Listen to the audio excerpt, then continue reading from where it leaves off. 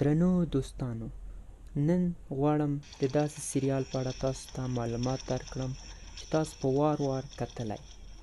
هغه د کونډې زوی یا د شادګل سریال دی چې د ډاکټر نجیب الله په وخت کې ثبت شوی.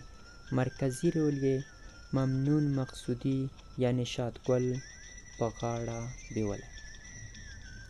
دا سریال دوې برخې لري. یو د کلیوالي ژوند برخه یې ده او بلې د ښاري ژوند برخه ده.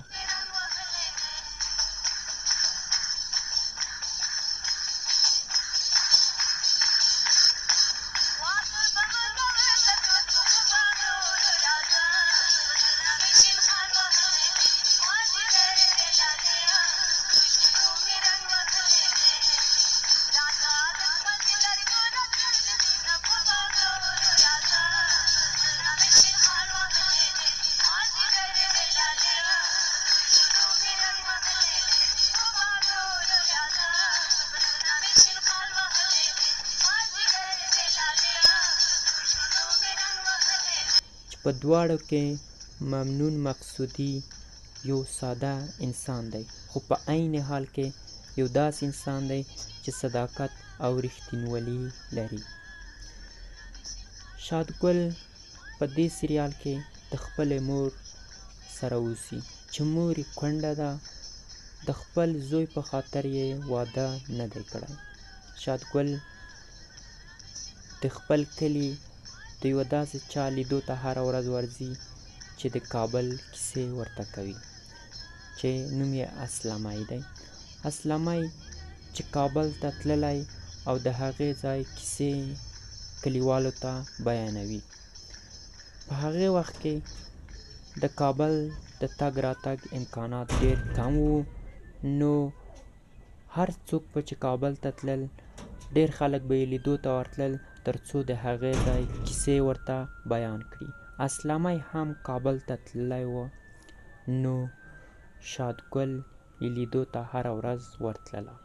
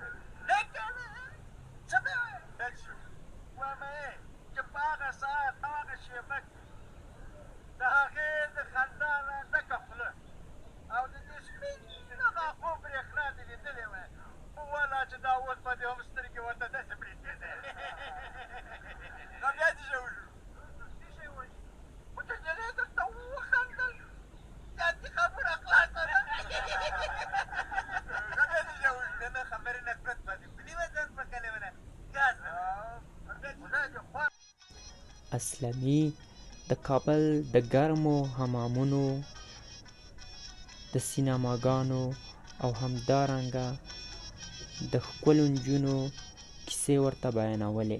ورسره یې دا هم ویل چې کابل کې کار ډېر دی، نو د پیسو ګټلو ځای دی. شادګل د دې کیسو په اورېدلو سره ورځ تر بلې ورځې غوښتل تر څو په خپلو سترګو دغه حال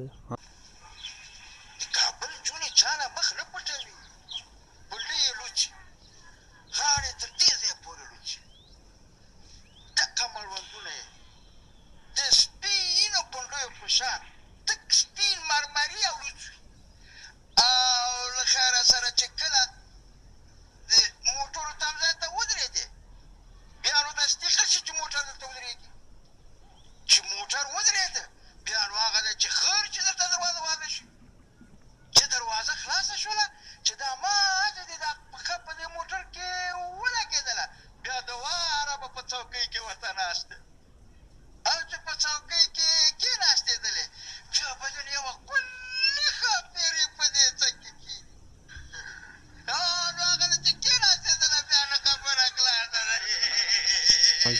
وګوري. نو کابل ته روانېږي. ماما یې ورته وزه ورکوي او همدارنګه مور یې په سر ورته قرآن شریف نیسي تر څو آسیب او یا هم ضرر ورته ونه رسیږي. شادګل کابل ته روانېږي خو کابل کې نابلده دی. هلته د خپل کلیوال په پیدا کولو کې د ډېرو ستونزو سره مخامخ کېږي. غله یې وزه ترې وړي. همدارنګه کله چې کابل کې خپل کلیوال یعنی شمسو پیدا کوي نو ډېر خوشحاله کېږي. شمسو یې هم مامور امداد ته ورولي.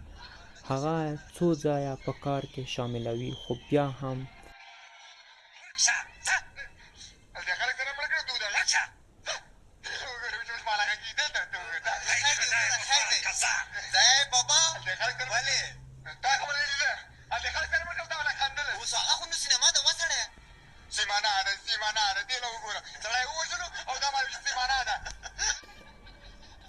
شادګل چون یو خو نابلده دی او بل ساده دی.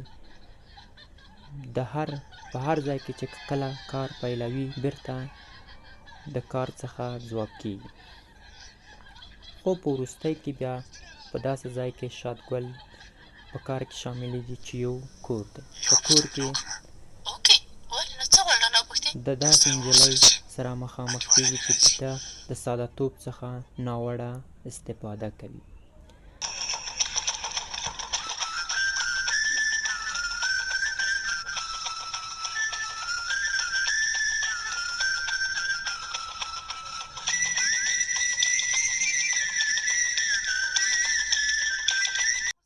دممنون مقصودى شخصي ژوند ته کتنه. ممنون مقصودى په 1445 کال کې د کابل وصل آباد سیمه کې زیږېدلی. د همغه لومړیتوب څخه یې د هنر سره ډېره مینه درلودله. کله به چې خپله خور او همدارنګه خپل ورور د هنر په ډګر کې لیدلو نو ده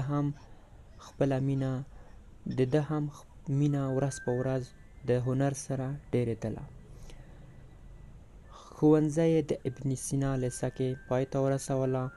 وروسته یې 3 کاله او 6 میاشتې عسکري خدمت هم پای ته ورسوله چې وروسته د کانکور په امتحان کې د ښکلاو او هنرونو پوهنځي ته بریالی شو. خو وروسته بیا د داخلي جګړو له امله پېښور ته مهاجر شو چې هلته یې درانه کارونه شروع کړل. وروسته BBC د نوي کور او نوي ژوند ډرامه کې د کار پیلولو پیشنهاد ورته وکړ چې هلته یې هم خورا ښه وځلېدله.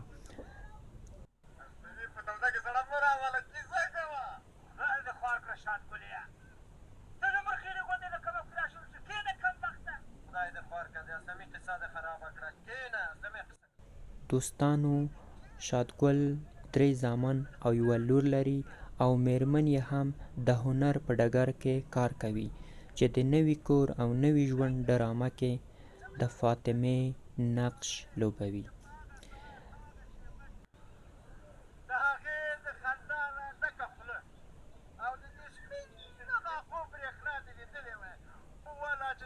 په افغانستان کې د مختلفو تحولاتو رامنځته کېدو سره د دغه سریال ډېر کارکوونکي یا اوس په هیواد کې نشته یعنی د باندې دي او یا هم بعضې د دې نړۍ څخه سترګې پټې کړي دي.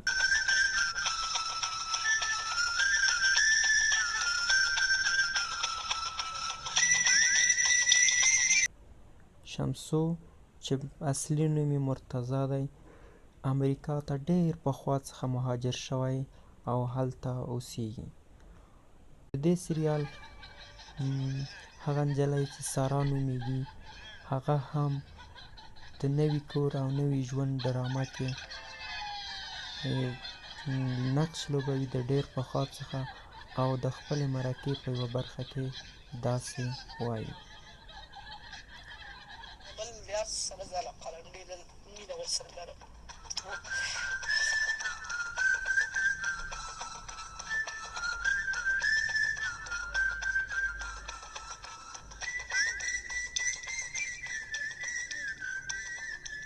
ما ته هر څه یادېږي. خلک د کابل رسم و رواج، اخترونه، نوروزونه، هر څه ما ته یادېږي. سویتا